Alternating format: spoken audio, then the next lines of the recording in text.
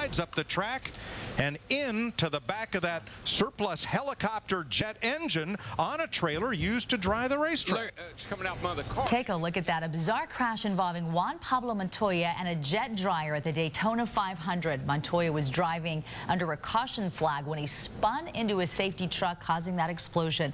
Montoya escaped unhurt, thankfully, but the fire and fuel leak led to a 2-hour delay. In the end, Matt Kenseth won the Daytona 500, beating Dale Earnhardt Jr., and you can look right there at the huge celebration.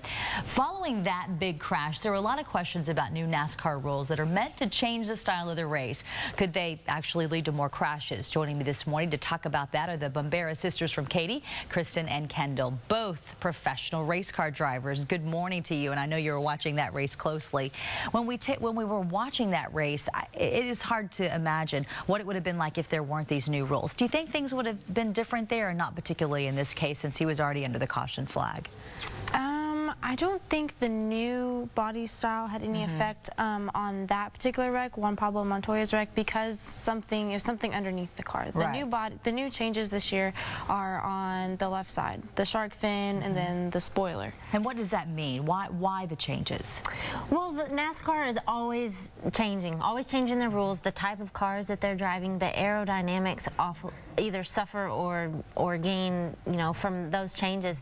And this year they've made a change to a certain fin on the back of the car that can hurt or can help the aerodynamics of it. In some cases it ends up hurting it, and but more than some, it's been pretty good. Let's talk about some of the other changes people can expect this year, so that they'll be able to drive more in a pack, so they don't have to stay what was 2 before, and now they can be as many. Right, it used to be something called tandem racing, which 2 cars hook up is the term, and they just follow each other to the front, and it was just groups of 2s, Now it's a big pack of 12, 20, 30, however many cars get in a big pack, which makes for a lot of chaos. Yeah, because if you have one wreck, they're probably all going down, aren't they? Especially if they're in the front of that pack. Yeah. Let's talk a little bit about what happened with all these delays. It started Sunday, it finally ended last night.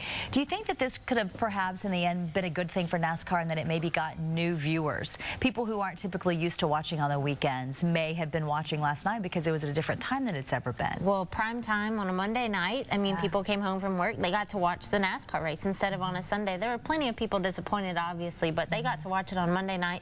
And some people that may have to work on weekends that aren't ever able to watch a race now could. So it was pretty neat. It was a different change. What'd you think about the race? Any surprise of who won?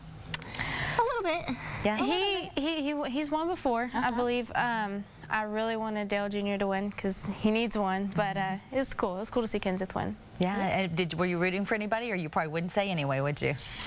I don't know. We'd rather be out there. Yeah. Well, and you were getting tweets from these people as it was going through. I mean, that's pretty neat to get a picture from them at the moment of this race taking place. That's exciting. It was pretty different. We were following our Twitter and posting things ourselves, and then up comes a in-car picture of something going on, and we didn't know what to think. Well, it's neat that you were following it so closely so that you could walk us through it. What's next for you ladies? We have a few races lined up. We hope to do more given the sponsorship money. Yeah, we're traveling a little bit around. She has some races planned. I think we're going to go we're going to go around Houston, maybe go to Austin, maybe a little bit on the East Coast. Well, we wish you the very best. Be safe out there, and walk us through the next race as well. It's fun talking to you both. Sounds good. Enjoyed that.